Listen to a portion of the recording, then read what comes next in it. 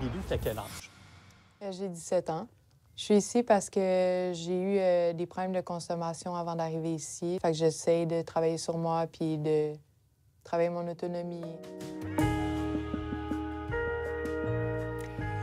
Bon, bien, il y a des jeunes qui vont passer le temps des fêtes en centre jeunesse dans leur unité de réadaptation. Il y a quand même moyen de les aider puis de leur apporter un peu de lumière. Avec nous pour faire le point, notre ancien collègue que vous connaissez bien, mais qui est maintenant au 6 de la Montérégie Est. C'est ça. Bonjour, Harold. Hey, ça me Merci fait d'être plaisir des de vous nôtres. retrouver. Bien, nous aussi, ça nous fait grand plaisir.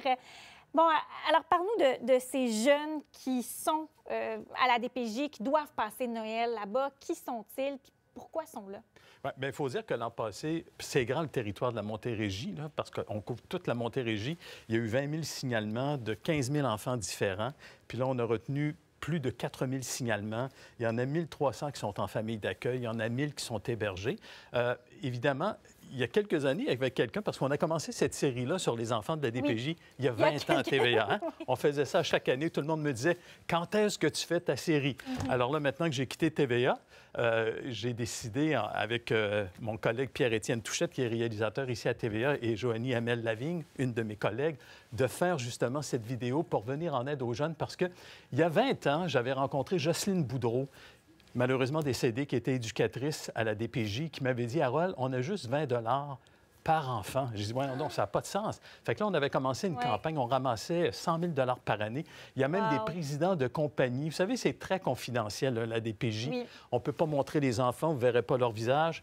Puis dans le temps, quand on a commencé la série, il y avait même des gens qui me téléphonaient, des présidents de compagnie qui me disaient « Harold, je ne veux pas que tu le dises, je suis un enfant de la DPJ, j'ai vu tes reportages, j'ai des billets de hockey, j'ai une loge, je donne ma loge aux enfants. » Une autre histoire, Guy Lafleur. Oui. À un moment donné, je reçois un téléphone, Régent Houle du Canadien, qui me dit « Harold, on a vu tes reportages, les jeunes aiment le Canadien, Guy veut faire quelque chose. » Alors Guy Lafleur, puis de son vivant, j'avais promis de ne pas le dire, mais là, il est décédé malheureusement. Guy Lafleur, la veille de Noël, a pris 10 chandails du Canadien, il les a signés, il est allé les porter à Cité des Prairies.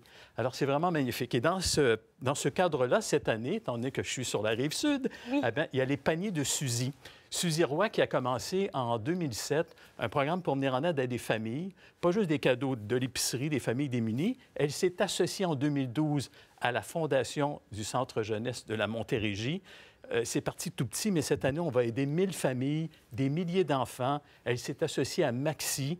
Et évidemment, vous allez voir l'adresse. Si vous voulez faire un don, c'est pas juste... Oui, je vous parle de la Montérégie, mais ça couvre également la région de Drummondville, Granby, Laval, Lévis, Montréal et Repentigny. Okay, donc, on s'en va même Rive-Nord puis centre du Québec. Oui, c'est ça. Et si vous contactez les paniers de Suzy... Oui.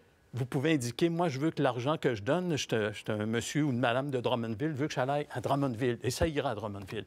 Alors, et si vous permettez, on va écouter un extrait. Je suis allé en centre jeunesse en Montérégie, à Boucherville.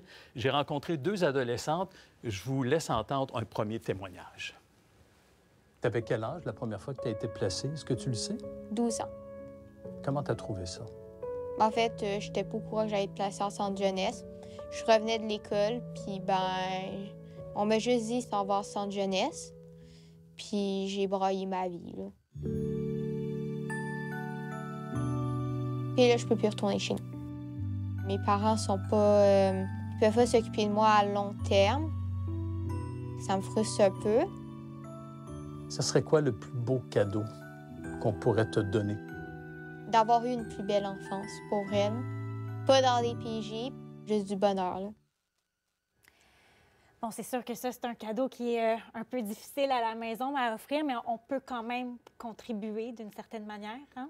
Oui, aider ces enfants-là. Puis comme je le disais, c'est pas juste des présents, parce que quand je pose la question à ces adolescentes-là aussi, bon, elle dit qu'elle aurait aimé avoir une plus belle enfance, c'est aussi de partager le bonheur. Elle ne demande pas seulement que des présents, mais d'avoir du bonheur, d'avoir de la joie.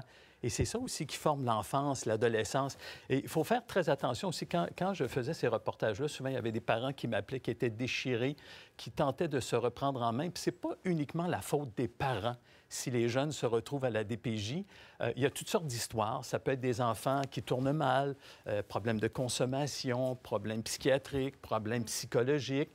Dans d'autres cas, bon, les parents ont été négligents et on tente de les reprendre en main. Et vous voyez ce petit bonhomme-là, c'est un petit bonhomme de 7 ans. Oui. Il ne parlait presque pas en arrivant au centre jeunesse. Et là, les éducatrices sont très heureuses parce qu'on lui apprend des mots. Là, on lui cherche une famille d'accueil. Alors, il y a quand même 1300 enfants qui sont en famille d'accueil en Montérégie. Et quand on parle des adolescents, j'en ai rencontré une autre dans cette unité-là qui avait beaucoup à nous dire aussi. Alors, je vous la laisse entendre. J'ai jamais tant eu des bonnes expériences par rapport à Noël. Quand j'étais plus jeune, chez nous, on ouvrait nos cadeaux, mais ça finissait tout le temps en chiolage parce qu'on n'aimait pas nos cadeaux. C'est arrivé une année de trop qu'on a chiolé, puis là, nos parents nous ont dit comme c'est fini Noël, fait qu'on n'a pas vraiment réu de cadeaux de Noël en tant que tel. T'avais quel âge? J'avais à peu près 10 ans, je pense. Mais quand tu revenais à l'école, tes amis devaient te dire on a fêté Noël, on a eu des cadeaux. Toi, t'en avais pas eu. Comment tu te sentais? J'en riais plus que d'autres choses, là. Mais genre, c'était sûrement pour cacher ma peine. Harold, tu l'as dit, ça fait à peu près 20 ans que tu fais ce type de vidéos, d'entrevues. Qu'est-ce que tu as remarqué au fil des années? Comment ça a évolué? Bien, il n'y a pas beaucoup... c'est toujours les mêmes histoires. Hein? Quand on parle de négligence, bon, il peut y avoir eu de l'abus. Chaque année, on fait le bilan de la DPJ dans chaque région. Malheureusement, il y a des enfants qui n'ont pas l'enfance qu'ils auraient souhaité. L'important, c'est d'aider les enfants et d'aider aussi les parents. Et je veux apporter aussi... Les groupes communautaires sont très importants. Un peu plus tard cette année, là, je suis en train de préparer d'autres reportages au CIS de la Montérégie. J'ai rencontré une maman qui avait des enfants qui ont ils ont de multiples problèmes de santé. Elle était complètement dépassée. Et là, avant qu'on aille à la DPJ, le CLSC est intervenu avec les groupes communautaires. Et on ne parle pas assez de l'importance des groupes communautaires pour venir en aide aux familles qui sont démunies, qui sont dépassées. Moi, je leur lève mon chapeau aujourd'hui. Ça aussi, c'est important. Si vous pouvez aider les groupes communautaires, on peut aider les paniers de Suzy, là. L'adresse est au bas de l'écran, là. C'est ça. Et si jamais vous voulez voir le reportage au complet, alors je me permets, c'est 6.me/diagnostic. C'est une série, c'est une web-série que j'ai commencée lorsque je suis arrivé là-bas. On a fait 11 reportages à venir jusqu'à maintenant. Vous verrez, entre autres, Claude Poirier qui avait visité les urgences, Sœur Angèle et bien d'autres personnes. Et je tiens à vous souhaiter un joyeux temps des fêtes à toute l'équipe. Moi, ça me fait toujours plaisir de revenir ici. Josée Lécuyer, là, qui est la directrice de fin de semaine, qui a toujours été très ouverte aux causes humanitaires, que ce soit Sœur Angèle, les enfants de la DPJ. On a une équipe au grand cœur et ceux qui vont monter la garde pendant le temps des fêtes aussi, que ce soit ici ou dans le domaine de la santé, même à la DPJ, il y en a qui vont travailler. Chapeau, lâchez pas, parce qu'il se passe quand même de très belles choses. On n'en parle pas assez. Alors ça, c'est notre devoir également en tant que quelques journalistes. C'est mon devoir de dire, voilà ce qui va bien aussi. Quand ça va mal, on le dit, mais quand ça va bien, il faut le dire également. Il faut s'encourager. C'est très important. Et à notre tour, Harold, de te dire merci et de te lever notre chapeau pour tout ton travail que tu fais. C'est bien apprécié et c'est souligné, bien utile. Merci beaucoup d'être venu. Merci à vous. Merci pour l'invitation.